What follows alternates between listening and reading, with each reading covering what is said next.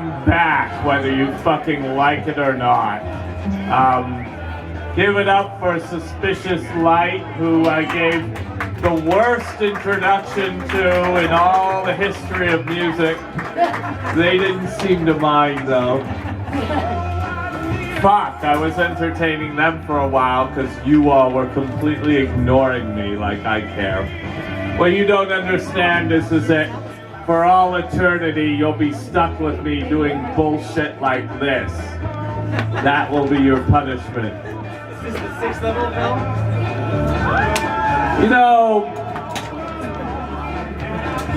I'm not going to answer that. You know, I don't want to, you know, people have written, I was asked if if that would be the 6th level of hell.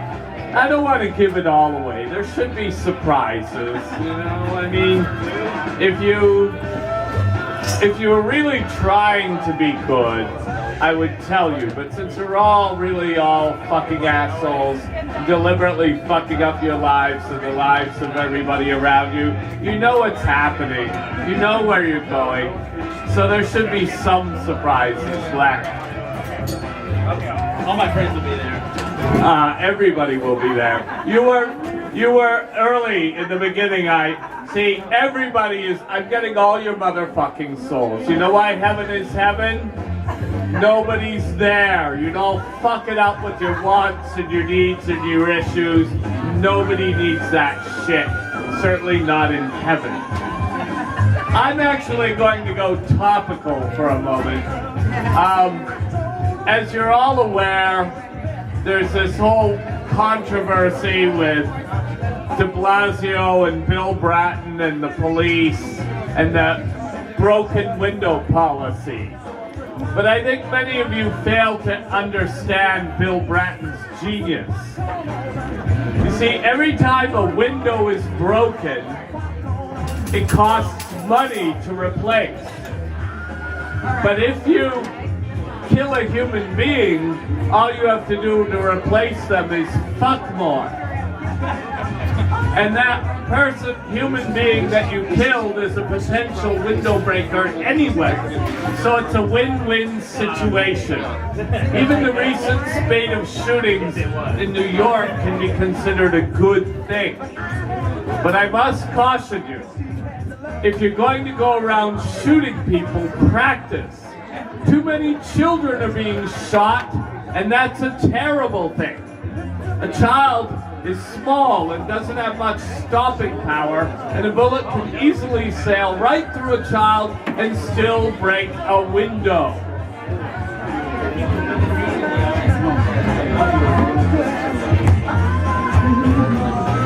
I'm going back up on the stage. Fuck this shit. So where was I with Adam and Eve? And it doesn't really matter. I could just be reciting the alphabet because nobody's fucking listening to me. And I really don't give a shit because I'm tanked. But for the exercise in futility, I'll go back to what really happened with Adam and Eve. And they were sexually innocent, but they would fuck up a store. And they did, you know, but they didn't think twice about it.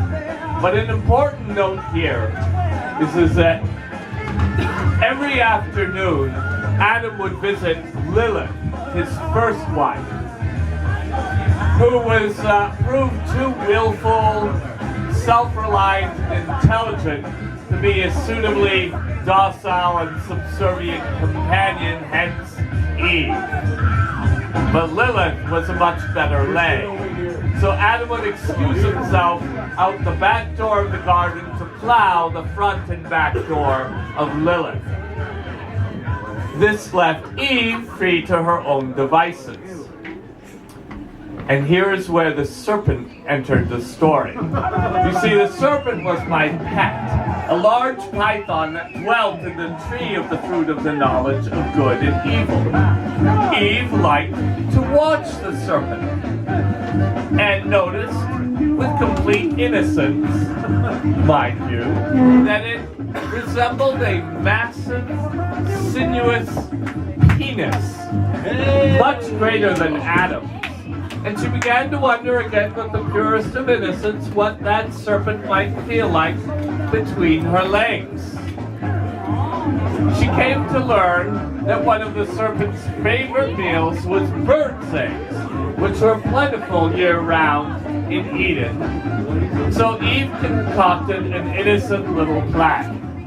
She climbed a nearby tree, snatched an egg from the nest, climbed back down, I'm gonna have to get down here, climbed back down to lay supine before the base of the tree of the fruit of the knowledge of good and evil, spread her legs wide open, carefully inserted the egg inside her vagina, and waited to see what might happen. Well, she didn't have to wait long. The serpent quickly wound itself down the trunk of the tree of the fruit of the knowledge of good and evil, and would have crushed and devoured her whole had it not detected the faintest whiff of its favorite morsel wafting from her womanly musk.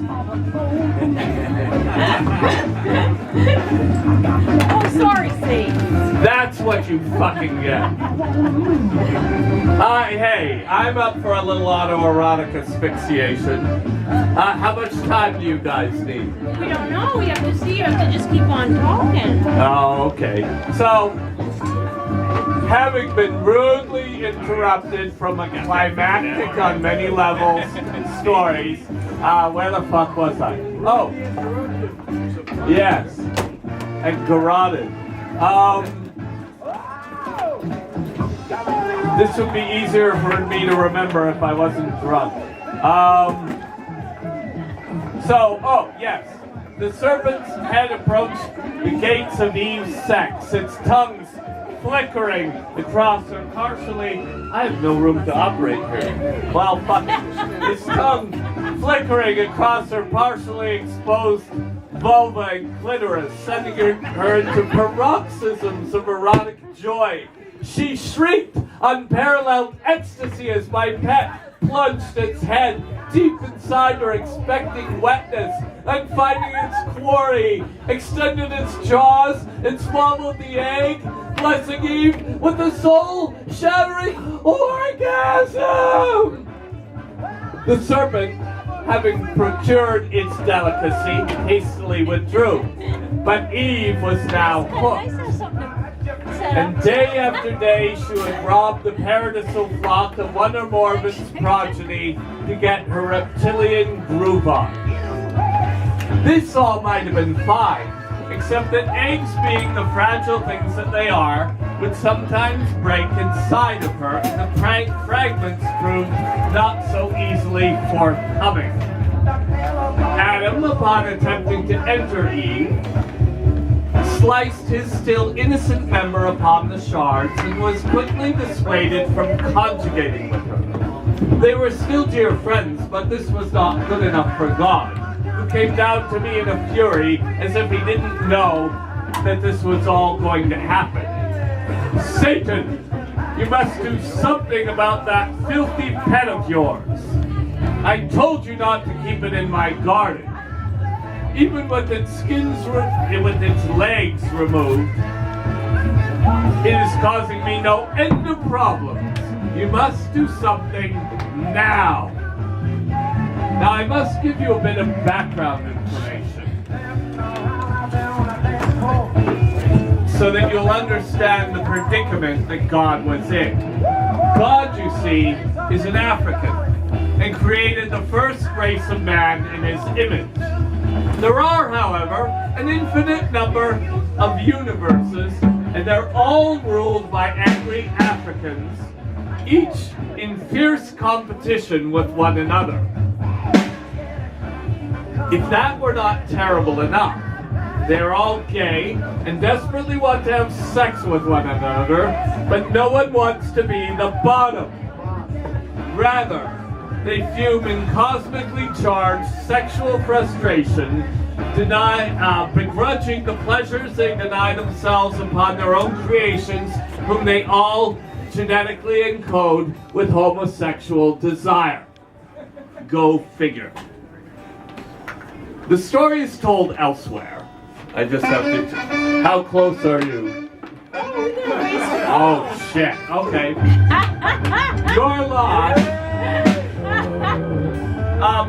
So I was now mandated to trick Eve into eating of the fruit of the knowledge of good and evil, except that it's not actually the fruit of the knowledge of good and evil. It's the fruit of the knowledge of what's between my legs can control you, and what's between your legs can control me. Adam and Eve attached the fig leaves not out of shame. It was the first sexual power play. The first murder was not Cain killing Abel. No. What happened was Adam noticed the serpent, quickly cottoned on to the whole scenario, and picking up a rock, bashed its fucking brains in. I'll take a little break when they're ready, please. Oh, we're getting into sound check territory. And that, let's see. Again, I'm drunk and I can't remember what the fuck I'm saying. Sloth is my favorite sin. It doesn't take talent to rule humanity. I'm the laughing stock of all the other angels, just a glorified junkyard owner. You're stuck with me forever because you just don't break. Where was I? Let's see. Does it even matter?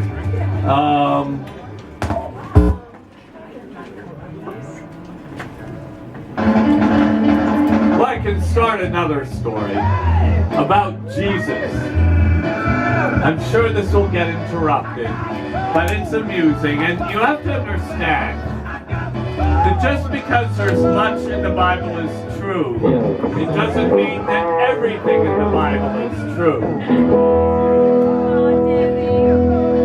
Apart from a few letters, we're getting into sound check territory. I don't feel like competing with sound check.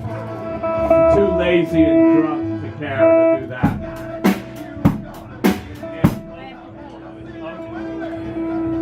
Should I tell everyone? Lorraine, the lead singer, needs to pee. Apparently your demons do not, but she does.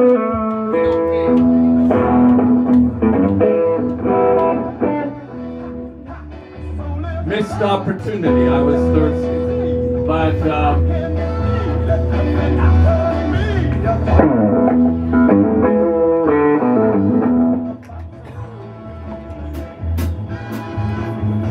well, I can try to talk about Jesus. You see, just because there's much truth in the Bible doesn't mean everything in the Bible is true. Apart from a few letters in the Old Testament and a very tripped out narration of a flashback in Revelations. Actually, the letters were in the New Testament. The Bible is at best a second-hand accounting of events and not very reliable. Take, for instance, the tale I'm about to tell you about the time I allegedly tempted Jesus when he was fasting in the desert. Who was there? It was just me and Jesus. And the recorded version goes something like this. I'm really trying to kill fucking time here, but the recorded version goes something like this. Done peeing. I was thirsty too, missed opportunity. According to the recorded version, that's what I say. The only miracle I can still perform is turning wine into piss, and if anyone's interested, see me after the show. You about ready? I think so. It's looking good. All right. So get ready for the next act, named To My Heart, and I've been instructed to inform, I don't know who, but one of the musicians has just been inducted into the Blues Hall of Fame. Yay!